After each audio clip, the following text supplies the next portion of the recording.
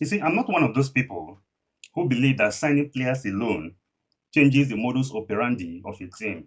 Signing players for a team is good, but if that team must win trophies, then you must have one of the best managers in the business, whom the players are going to respect and replicate his tactics on the pitch. Now, you will say, why am I saying this? You see, we have had so many teams in the past sign the best players, but it didn't work out because the managers were not able to transform the quality of these players into the finished article on the pitch. Now, let's use Manchester United as an example.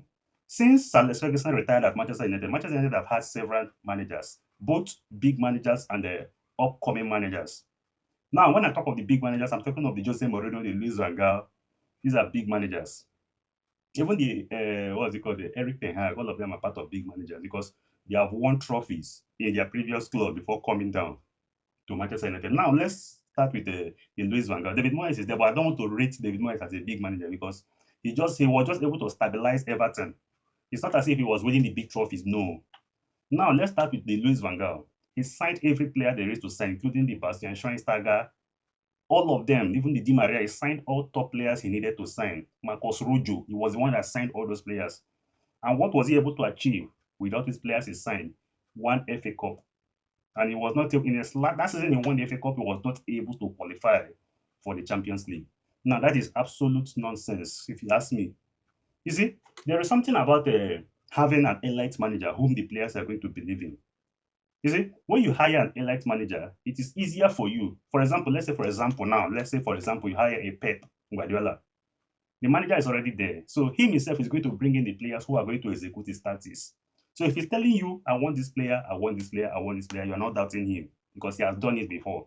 And that was what Manchester United expected from the likes of Luis Van Gaal. But Manchester United were just buying players that were available. Every good player they will buy. You don't buy players like that. You don't begin to buy players because of how good they are. No. You buy players to suit into your tactics. And I think that is where they have gotten it wrong over the years. They haven't had that elite manager whom they can trust to buy the players to execute. Jose Mourinho on his own part signed a lot of players to the likes of Paul Pogba and so on and so forth. Even the Eric Bailey, all of them failed. Yes, he won the Europa League, he won the Carling Cup.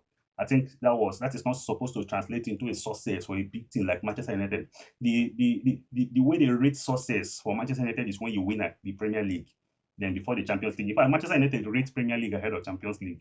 So if you want to be a coach in Manchester United and you want them to say you have succeeded, then you must have won the league. Winning the Europa League is good, though, don't get me wrong. Winning the FA Cup, Carling Cup is good. But you need to win the Premier League for you to make your mark that you are one of the best. So all these managers didn't really cut it because they were not able to translate the talents they got into results on the pitch or trophies.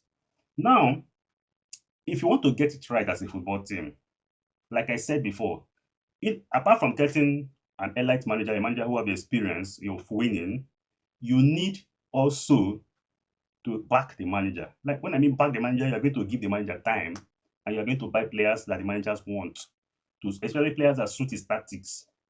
So if you're not able to give the manager time, maybe he's not getting it right at first. For the first 1 year, 2 years, not getting it right, and you rush and sack the manager, then that is how you're going to keep sacking because most time project takes a lot of time.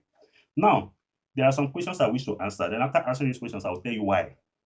One, they said, who is the best manager currently now in the English Premier League? If I want to answer that question, see, for me, it is Mikel Arteta. Mikel Arteta is the best manager currently now in the Premier League. Pep Guardiola have left, remember? And he's the only one who have won the Premier League now in England. And also, he has been the only one who have impact. Mikel Arteta is staying up, is going to 9 years now in Arsenal, and no manager come close currently now. The last manager who is ahead of him, Pep, have left. So he is currently the best manager in the Premier League who have won the Premier League now and is still doing well. And I think he played the Champions League final also. So in his career, he has won 3 Community Shield, 1 Premier League title, and 1 FA Cup title. I think that's good enough to make him the best in the Premier League. Although he hasn't won the Champions League, but he's still the best in the Premier League for now. Then the next question, who is the best coach in the German Bundesliga? So if you look at the German Bundesliga now, you find out that only Bayern Munich have been dominating, winning the German Bundesliga and winning the German Cup. So currently now, I think Vincent Kompany is the best manager there. He has won back-to-back league titles now, back-to-back German Cup. So Vincent Kompany is the best manager at the German Bundesliga. So who is the best manager in the French League One? I think it's no doubt now Luis Enrique is the best manager there, winning back-to-back Champions League, back-to-back league titles, back-to-back French Cup. He said, "Who is the best manager in, I think, Italian Serie A?" I would have said Antonio Conte because Antonio Conte have won league titles with Juventus, Inter Milan, Napoli. So Antonio Conte for me calls it. Massimiliano Allegri have also done well, but I want to rate Antonio Conte because Antonio Conte have also done it in England. Now, you see, what makes a manager successful is your ability to translate success with the players you have brought. It's not enough for you to buy players. You can buy players, yes, but you are not buying players for just buying sake. You are buying players to execute your tactics. So if the players you are buying cannot come in and execute your tactics, that means it's useless. Because I have seen so many managers come in, they buy the players for them, they were not able to do it and they sack them. And immediately another manager comes in, the same players that were there, they will use them to win trophies. So something was definitely wrong. The player didn't believe in the manager's tactics. Now look at the Ruben Amorim that just left Manchester United. Is he a good manager? Yes, he's a very good manager. So what went wrong for him? What went wrong for Ruben Amorim was that he was coming in with a new tactics that have never been played in Manchester United, a 3-4-3 formation. And you know that kind of, when you are bringing a manager that is playing a formation that has never been played, you are going to back the manager financially in the transfer market. As Ruben Amorim came in, Manchester United would have given him all the players he would need to execute the 3-4-3 formation. But what did he do? He started converting some of the best players into different positions that they don't play. For the fact, Bruno Fernandes had to drop deep as a defensive midfielder. Amad Diallo, who is a right attacker, had to drop deep as a right back, a right wing back. So many players were played out of position. And of course, you know that the dressing room cannot be happy when players are being played out of position. If I'm a right attacker and now you play me as a right back, will I be happy? No. If I'm an attacking midfielder number 10 and you play me a defensive midfielder, will I be happy? No. If I'm a striker and you drop me deep as number 10, will I be happy? No. So this was what affected Ruben Amorim. Not really that he's not a good manager, he's a very good manager, but the players were not happy with being played out of position. And it has to tell on him because results were not consistent. He will win today, tomorrow is drawing or losing. And why was he sacked? It's not even because of the results, because he had the guts to come out to say, buy players for me.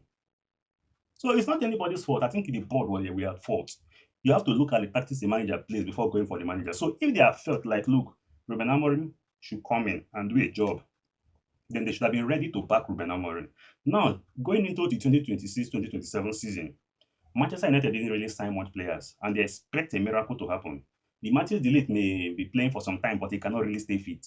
The Lisandro Martinez may be playing for some time, but he cannot really stay fit. So you need to back a manager to get results. Mikel Arteta is the best manager in the Premier League today. Why? Because he was backed. They didn't sack him when Arsenal finished 8th. They had the patience with him, and now he has translated that patience into results on the pitch by winning the Premier League title. So I think Manchester United should do the same thing by backing Carrick. I fear for Carrick. I think if results don't go his way, he may be sacked anytime soon. But I think it's unfair on him because he should have been backed. Give him the players he needs, and if he doesn't get results, then he can follow it up from there.